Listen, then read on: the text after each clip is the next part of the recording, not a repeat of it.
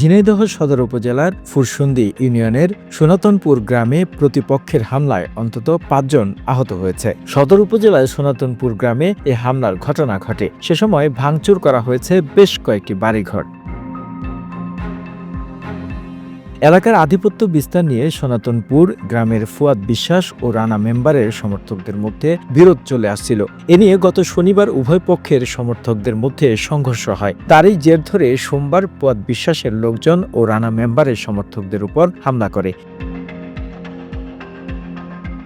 এতে ৫ জন আহত হয়। ভাঙচুর করা হয় বেশ কয়েকটি বাড়িঘর। খবর পেয়ে পুলিশ ঘটনাস্থলে পৌঁছে পরিস্থিতি নিয়ন্ত্রণে আনে। এ ঘটনার পর এলাকায় টানটান উত্তেজনা বিরাজ করছে।